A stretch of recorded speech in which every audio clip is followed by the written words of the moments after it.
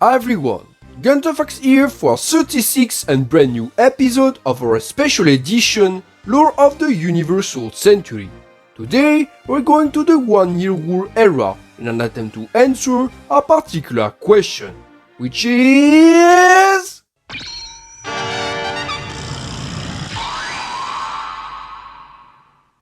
Yep, in this video we're going to explore all the variants of the Big Tray-class land battleship. How much they differ from the regular model, when did they appear, and extract every bit of mechanical knowledge we have on them so far. But let's start by the beginning. What is exactly the Big Tray-class? A large land battleship fielded by the Federation forces, the Big Tray-class was one of the primary ground vehicles of the Earth Federation ground forces, fielded in every one of the gravity fronts through the entirety of the 1-year war. A design tracing back to the early UC-50s, almost 30 years before the start of the war, the Big Tray was a rare remnant of a bygone era, a time where the Federation had yet to completely control the entirety of the globe and still needed to put the entire planet under its thumb. As such, the Big Tray had been designed as a large type of mobile command base, capable of covering on its own large portions of land, and thus removing the need to establish absolute amounts of fixed garrisons and bases, while also filling the role of a strategic nuclear submarine, only this time on land. To fill this role as a strategic mobile command base, the Big Tray reached gargantuan proportions for a ground-based vehicle, with an overall length of 215 meters and a height of 85 meters, dimension-wise making it almost as large as a Salamis-class light cruiser. This large size, dwarfing most contemporary tanks and other ground assets, provided enough space to install large command rooms, enabling a senior officer to not only meet with his peers to establish strategies, but also to command operation from the front line itself, coordinating directly infantry and tanks battle groups from the safety of the Big Tray. Unlike in space and naval ships, such commanding officer would be appointed following the custom of tank divisions, meaning that he would be drawn from the ranks of colonels and generals instead of captains and admirals. More importantly, the large size of the Big Tray enabled it to mount a tremendously effective mobility asset, a thermonuclear reactor coupled with a jet engine. This technology propelled the Big Tray slightly above the ground as a hovercraft, serving as a better alternative to more common tank-type Caterpillar threats. With this hover engine, the Big Tray outclassed any ground vehicle in terms of raw cruising speed, and offered the possibility to also hover over water surfaces, making the Big Tray capable of crossing lakes and seas on its own. The downside, however, was the inability to move on non-flat terrains, forcing the Big Tray to undergo lengthy detours to reach its destinations, notably when crossing mountain terrains. In addition, the Big Tray maintained enough internal storage to install repairing hangar bays, capable of resupplying and restoring most Federation war vehicles, going from the Type 61 main battle tanks to the Type 78 mobile suit destroyer hover tanks. Now, the Big Tray was not just a random huge hovercraft, being, as said before, a fully fledged strategic military land ship, boasting enough firepower to rival an entire enemy fortress. As primary weapons, the Big Tray mounted a set of 3 triple barrel gun turrets, with 2 of them mounted on its sides and 1 near its rear. These turrets supported an 180 degrees rotation and could further artillery shells in pretty much all directions, enabling the Big Tray to cover large firing arcs. The triple gun turrets could either fire with the barrels being misaligned to increase the spread of the bombardment, or fire them aligned, maximizing punching power, notably for self-defense against enemy land battleships. Aside these turrets, the Big Tray also made use of a secondary but way more powerful weapon, a pair of siege-type large bow guns. Located in the frontal area of the ship, these cannons could together cover less than 150 degrees, but possessed enough punching power to make it worth nonetheless. These cannons were said to be powerful enough to crush enemy strongholds and fortified positions, making a reliable asset for brutal offensive purposes. Initially, these siege guns were, like the triple turrets, physical shell-based weapons, but by the early UC-70s, a refitment program was started for the Big Tray class, with the shell cannons being replaced with a pair of megaparticle cannons, so beam-based weapons. This being said, the Big Tray class refitment doesn't exist properly due to how bad the refitment program was applied to the class. Instead of progressively and methodically replacing the weapons with the megaparticle variants on all vehicles, the change was made only on a certain number of Big Trays, which means that by the 1 year war, only a portion of the class was equipped with the beam cannons, while others still kept the original shell cannons. Worse, some units had instead the triple gun turrets replaced with 3 barrels beam cannons, while others kept the originals, making the whole refitment program botched to say the least. The same thing would occur with the Big Tray anti-air abilities, with the original design lacking any of such defenses. However, during the war, some Big Trays would receive anti-air turrets, with some versions mounting dozens of them, while others instead barely featured 1 or 2 pairs, and of course, most Big Trays received absolutely none.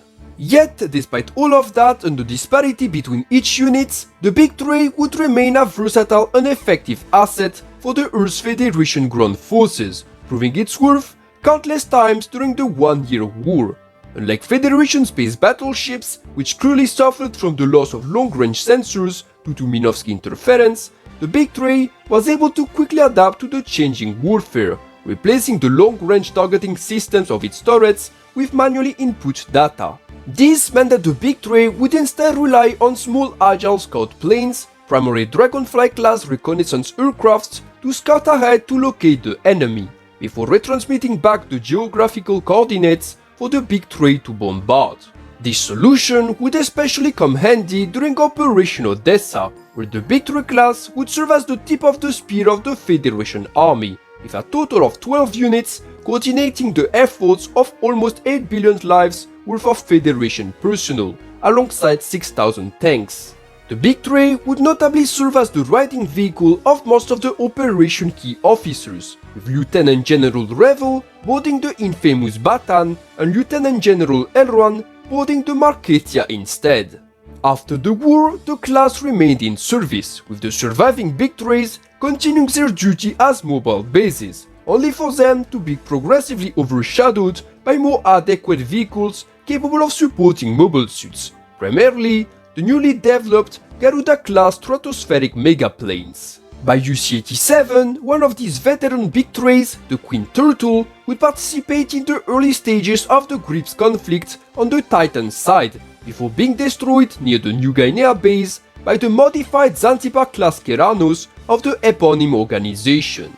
Still, the class would remain in service for over 70 years, with the Federation forces barely starting their decommission by the early UC-150s, pretty much 1 century after their creation. During the Tsarskar War, the introduction of the Motorrad fleet and its hybrid space-land battleships, the Adrastea and Lysitea classes, would force the Federation to field again the old Big Trays, with the completely outdated land battleships proving to be a very poor challenge for the much newer Tsarskar tech. And thus ended the story of the Big Tray, far away from the glory of its 1 year war successes. Still, over its long service, the class would spawn many types of interesting variants, most of them being obscure. And now, without losing any time, let's cover them. Let's start with a lesser known but rather obvious variant. If Big Tray there is in the lore, a smaller tray is bound to exist as well, right? Well, you're goddamn right. Meet the Mini Tray, a multi-purpose ground vehicle created as a smaller counterpart to the regular Big Tray. A small class of land battleships, the Mini Tray was, like its upscaled brethren, a Federation command vehicle designed to fill the role of a mobile base as well as to provide fire support to tank squadrons or infantry.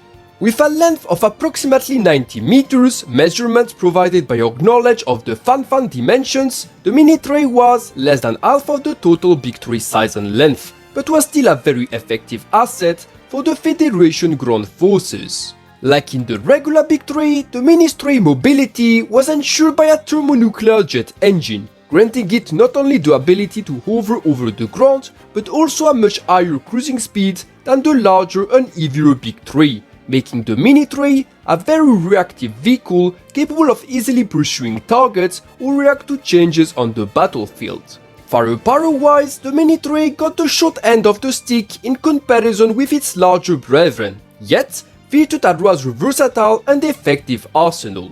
Instead of the 3 primary triple-barrel gun turrets of the mainline Big Tray, the Mini Tray mounted a set of 6 single-barrel gun turrets, with 4 covering each corner of the vehicle, while 2 instead protected the sides of the bridge. Although of course of a smaller caliber than the Big Tray's cannons, these turrets were powerful enough to put some impressive fire barrages, and provided overall better firing angles than the regular Big Trays. Unlike the Big Tray, refitment variants put aside, the Mini Tray came equipped with an entire set of anti-air defenses, mounting a dozen or so of single-barrel anti-air turrets, all located in the lower middle section of the land ship, centralized near the rear. Now, in terms of tactical usability, the Mini Tray essentially serves as a smaller and of course cheaper alternative to the regular Big Tray, being deployed for smaller scale operations and less important frontal engagements. Unlike Big Trays, which completely replaced fixed military bases, Mini Trays were often dispatched to such stationary locations, being widely adopted by base commanders who wish to sortie in the case of particular events or emergencies. Now, in terms of defensive abilities, the Mini Tray again got the short end of the stick. Also, assaulting a Big Tray was considered suicidal even for a whole mobile suit squad. It was not uncommon during the war for Mini Trays to be ambushed and destroyed by smaller groups of mobile suits, making this small land battleship far more fragile than its larger brother. Nonetheless, the Mini Tray would serve with distinction during the war, and apparently continued service afterward, as seen in Gundam Legacy. To conclude the story of this variant with a fun fact, the Mini Tray is actually not called the Mini Tray, being merely referred as the Federation Command Vehicle by the Federation. Mini Tray is instead a term used by the Zeon forces to design the land ship, and honestly, Zeke or Fedis alike, we can all agree that Mini Tray is a much better name. Time to present yet another variant of the Big Tray. This time, not a descendant nor even a little brother, but rather a cousin land ship, introducing the amazing series known as Mobile Suit Igloo. I am of course talking about everyone's favorite wire-shaped artillery monster, the land battleship known as the EV-4 class. An attack land ship developed from and alongside the Big Tray, the EV-4 class was a special type of large land battleship, specially designed to work in conjunction with the Big Tray as its complementary assault platform. Unlike the Big Tray, which was primarily meant to fill the role of a mobile command base, the EV-4 was only designed for offensive purposes, with the explicit role of conducting EV bombardments through its immense firepower. As primary weapons, the EV-4 mounted a total of 3 triple-barrel gun turrets, all located on the frontal area of the ship to maximize tracking power, with 1 mounted on the central section and 2 on the catamaran-style bows.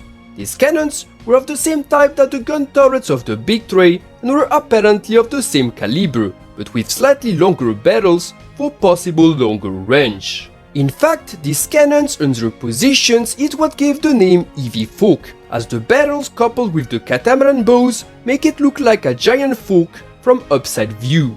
Unlike the Big Tray, the EV-4 lacked the powerful siege cannons, instead introducing very powerful anti-air defenses, much better than even the post-refitment Big Tray that had received anti-air turrets.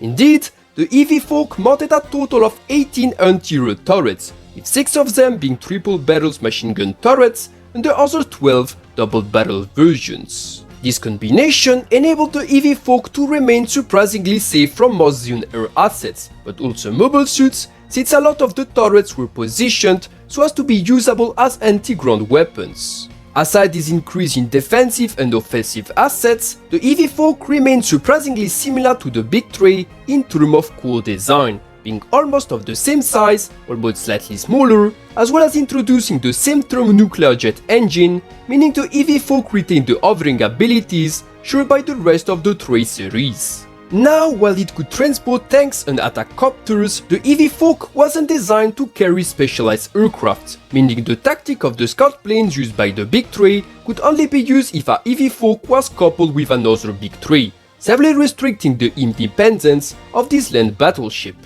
Because of this, the EV-Fok would serve during the 1 Year War, but almost always in conjunction with Big Trays, providing them with additional and much required punching power in exchange of a common structure and the ability to locate the enemy with the scout planes. This, however, was not always a rule, with instances of lone EV-Fok's deployments occurring during the war, notably with a unit dispatched to defend the Augusta Institute and another called the Norfolk being put in charge of the entire North American front.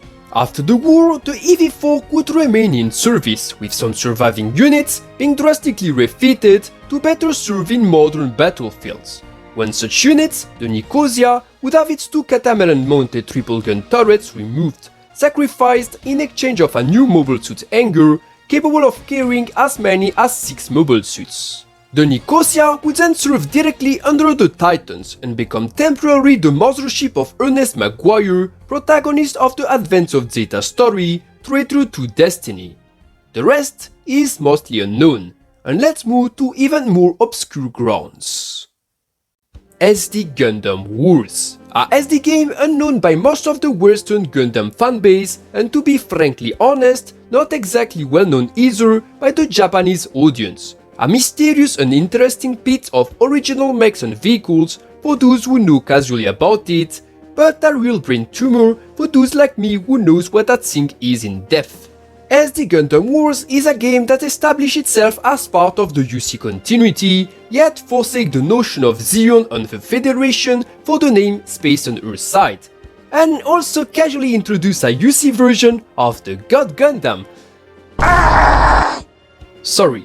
In the end, the conglomerate of the 10 lore rats who played the game, 9 being Japanese and me being the unlucky westerner of the group, have come to the conclusion that SD Gundam War is an alternative UC unique game, which introduced a unique soup of mechs that the game claimed to be part of mainline UC.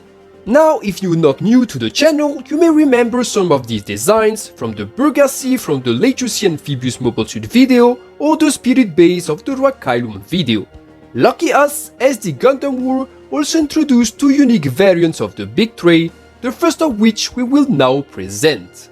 Prepare for trouble and make it double! Meet the Duel Tray, an advanced variant of the Big Tray, directly from, what a surprise, SD Gundam War.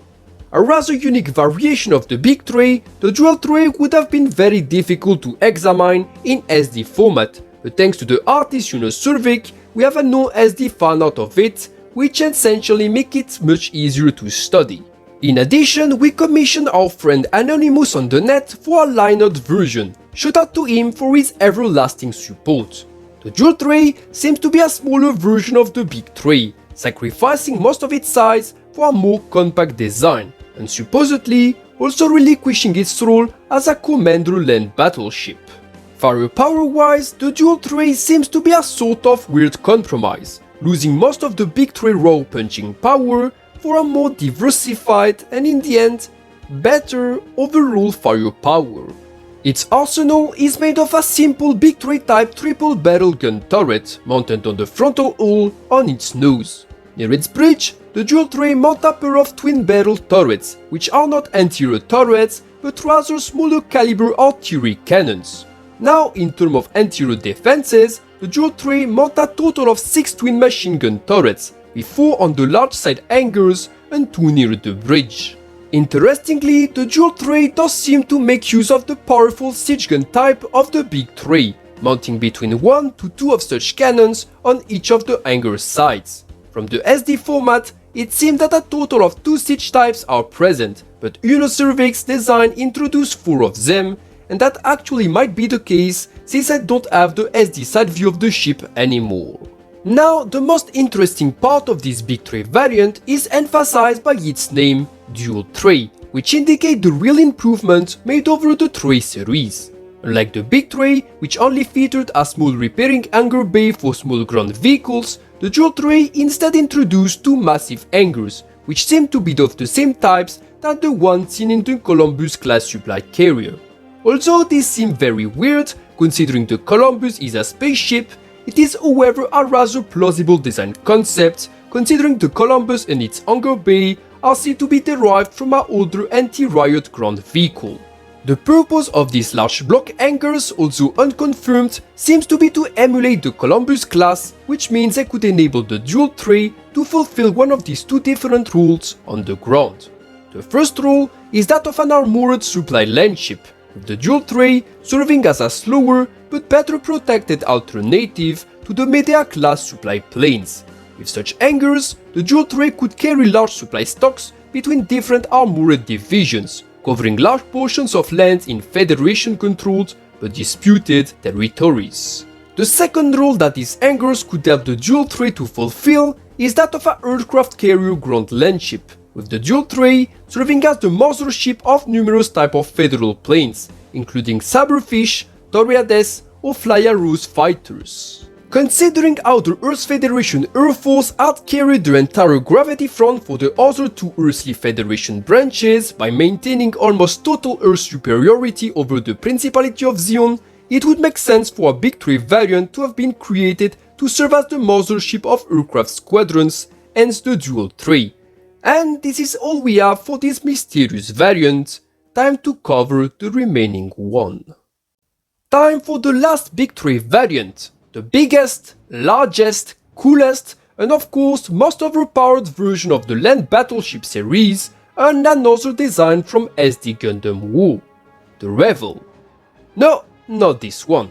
See, according to this SD game, the gigantesque Dogose Gear class General Revil wasn't the first homage paid to the late General Abraham Revil, not even slightly the earliest. Indeed, in the midst of the chaos of the 1 Year War, the Earth Federation Ground Forces managed to manufacture, with God knows which resources, the king of the land battleships of the Universal Century, a large ground tactical asset nicknamed the Revil. To study such impressive but super obscure design, I again enlisted the help and services of my friend Anonymous on the net, who not only realized a lineout for us, but finalized the design with me for it to nicely fit the 1 Year War narrative and enable us to study it. Said to be an enormous control platform supposed to serve as the real mobile headquarters of the Earth Federation Ground Forces, the Revil was a particular vehicle, in the sense it wasn't exactly a land battleship, filling the role and needs of various stationary bases, but instead a ground fortress that had been turned into a mobile land ship. Its size, although unconfirmed, has been estimated by me and Anonymous to probably reach the 400 meters of length for 360 meters of width, numbers that both fit the narrative of this thing being a sort of equivalent to the La Grandpa of Kukuruzdoan Island, and also it being a rather cubic-shaped vehicle.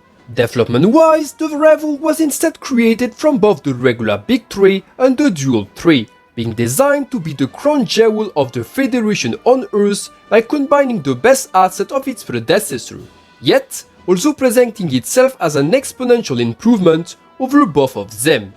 In terms of mobility, the Revil adopted the standard Tray series hovercraft system, granting it the hovering abilities that gave its parent and sister ships their mastery over flat terrain. From the Big Tray, the Revil instead drew a massive firepower, yet overshadowed its progenitor in perhaps every way. As primary weapons, the Revil mounted a pair of mega particle cannons, said to be an upscaled version of the siege cannons of the Big Tray and installed in the front section.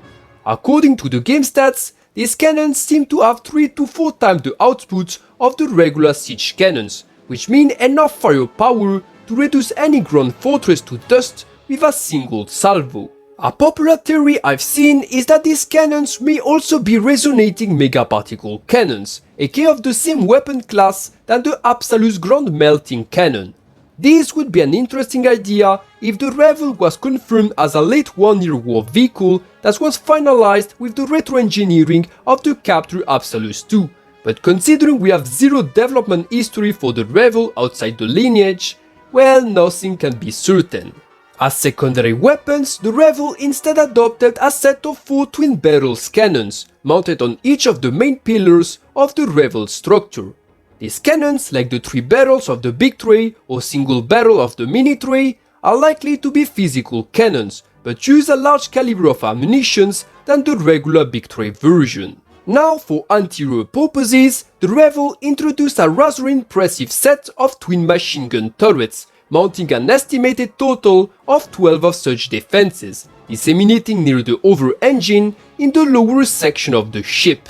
Ice on the cake, the Revil also seemed to inherit the functionality of the Duel Tray, bastardizing its use as a weapon platform and command center with the role of an aircraft carrier. Instead of the Columbus-type closed hangars of the Duel Tray, the Revil adopted a full-length open flight deck, enabling it to carry, arm, deploy and recover many types of aircrafts.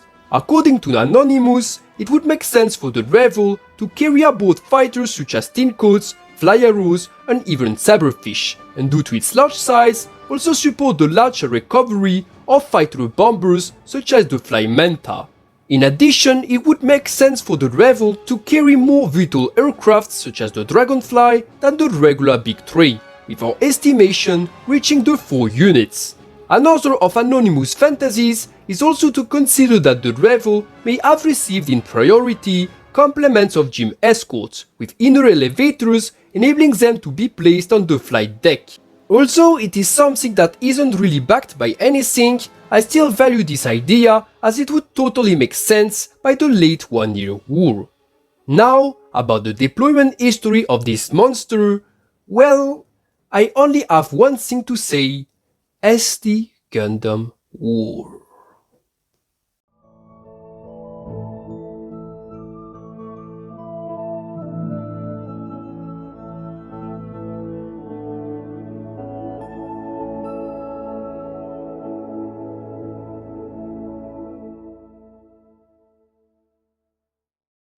But who will survive?